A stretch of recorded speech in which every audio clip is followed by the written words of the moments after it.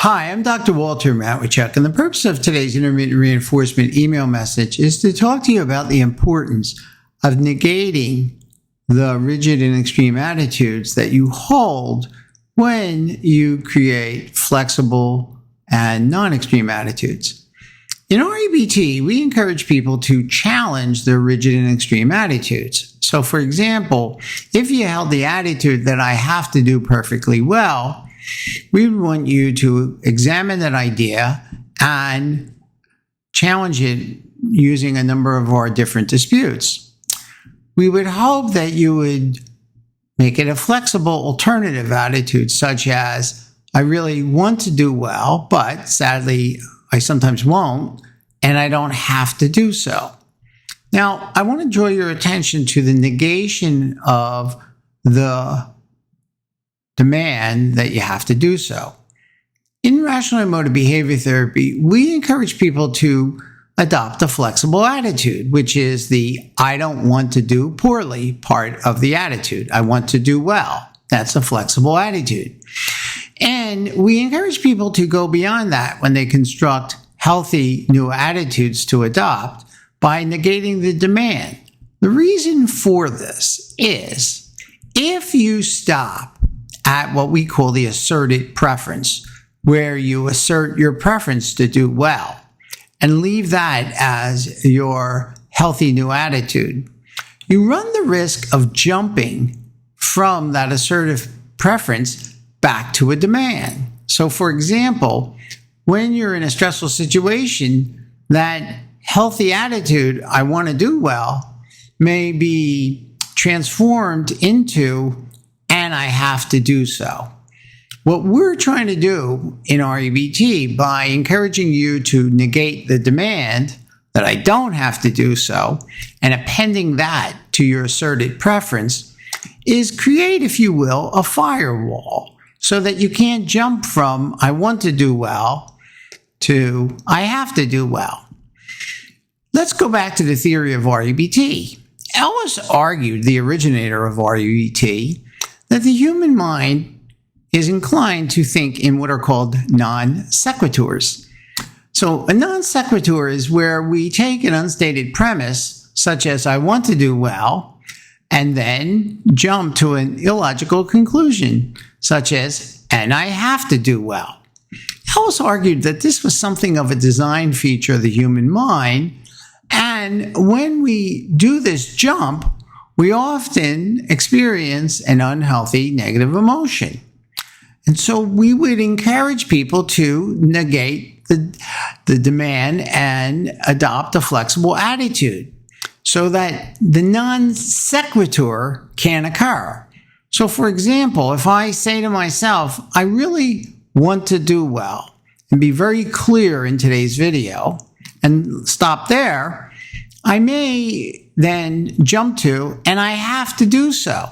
But if I negate the demand, I then create a circumstance that makes it harder for my mind to jump to an illogical conclusion.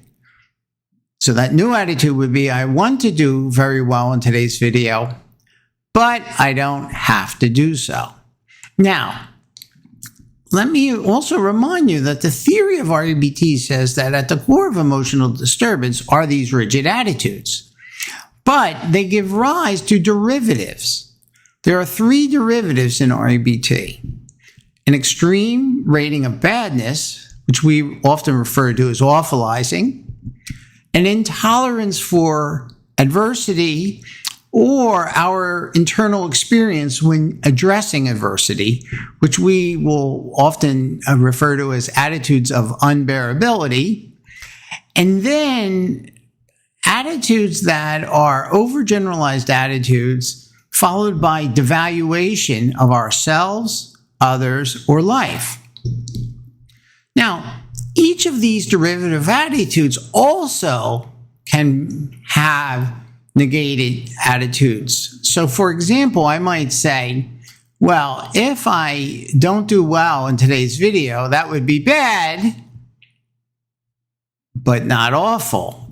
The it's not awful part is the negation. I might say, for example, I have an important lecture to give, and I want to do well, but sadly, I might not. I don't have to. And if I don't impress the audience, that would be bad because I wish to inform them of certain ideas, but it would not be awful. So the negation is very important because if I stop with, I want to do well, I may jump to, and I have to. And if I stop with, it would be bad, I may jump to, it would be bad and it would be awful. It would be more than bad.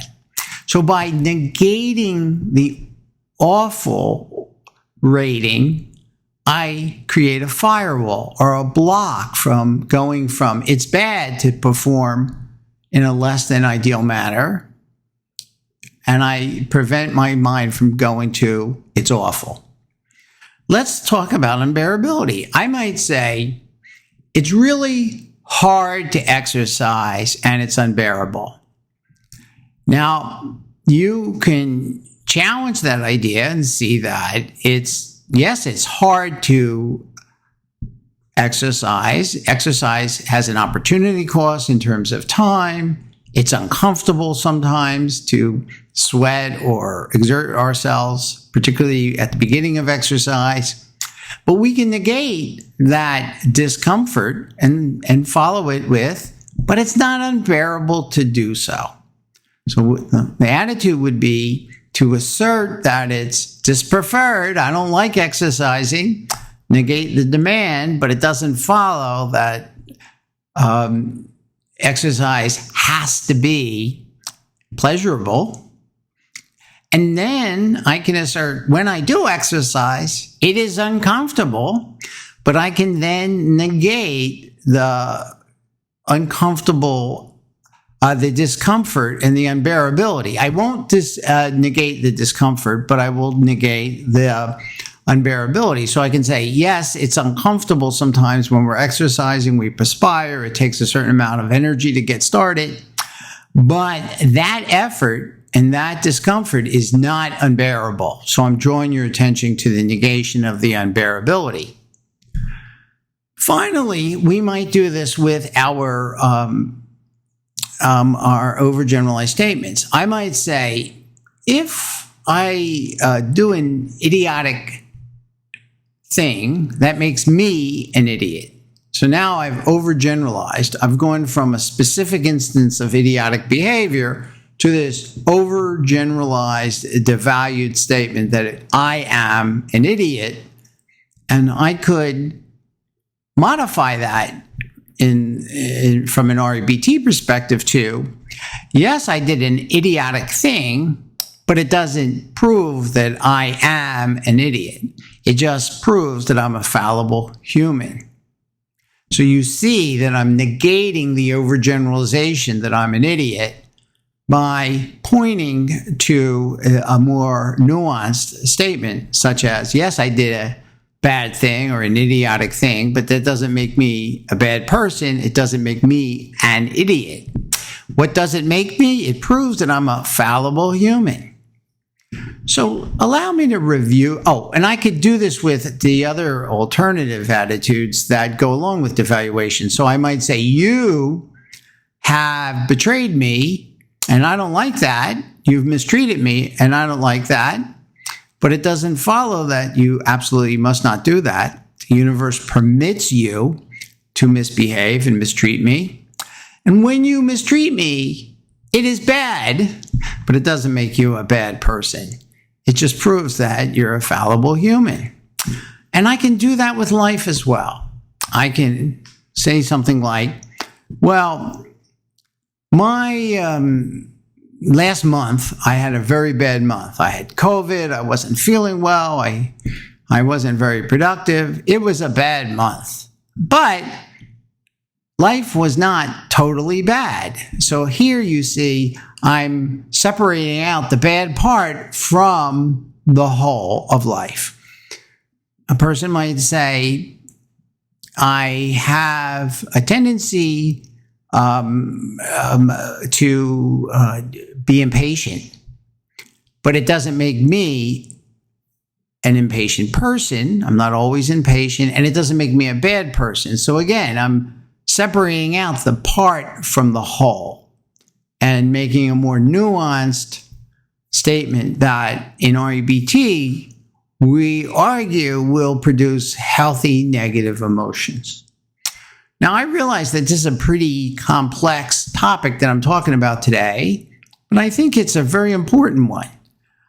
We call these negations of the rigid and extreme attitudes and the creation of a new attitude, a full healthy attitude. So we don't want people creating what we would call partial healthy attitudes. We want them creating full healthy attitudes as a way of creating a high quality attitude that will really inoculate them from going beyond a healthy emotional state into an unhealthy emotional state. Rational emotive behavior therapy theory says that people have a mind that will change its state from time to time. We'll go from a healthy state to an unhealthy state, back to a healthy state.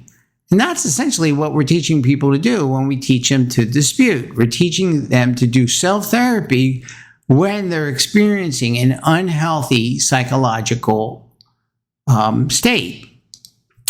However, we want to not only help them go back to a psychological state that's healthy, but we also want to teach them how to create an attitude that will keep them there. And so the topic today of negating your rigid and extreme attitude addresses this concern that we have in REBT, that people not only create a healthy new attitude, but they create one that can stand up to adversity and the stress. It can be put under stress and survive the stressor.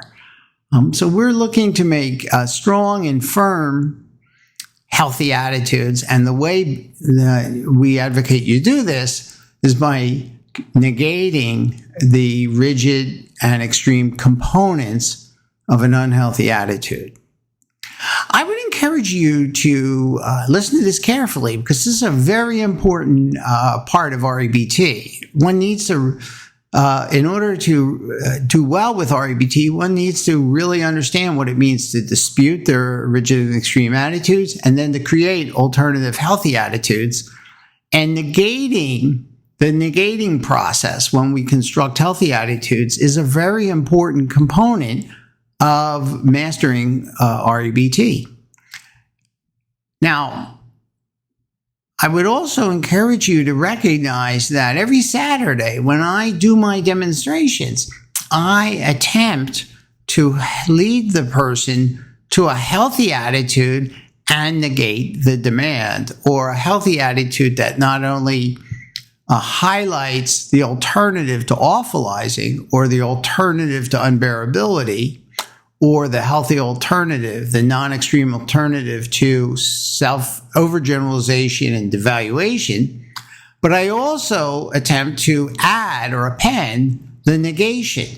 So if you watch me on Saturday, you can try to pick out the process that I described in today's video. It will help you understand how to do this when you too work on constructing new, healthy, flexible and non-extreme attitudes. My Saturday demonstrations are in New York City at 9 a.m. And so depending on where you are in the world, that's at a different time. So it's 2 p.m. in the UK, 6:30 in India, 10 p.m. in Japan. Anyone's welcome to attend. It's a great way to see REBT and learn REBT so that you can use it. It gives you a view of REBT in action and really can help you learn to do self-therapy. It's a public demonstration that's free to attend. You need the link, so you can write to me at REBTDoctor, DOCTOR, @gmail.com, and I'll be happy to send you the link. Just make the request. I hope to see you on Saturday. We've done it now 215 215 consecutive weeks, and we're going strong. So I hope to see you on Saturday. But more importantly, I hope you remember to negate or append your healthy attitudes with a negation of the demand or the extreme attitude that was part of your unhealthy emotional experience in the first place.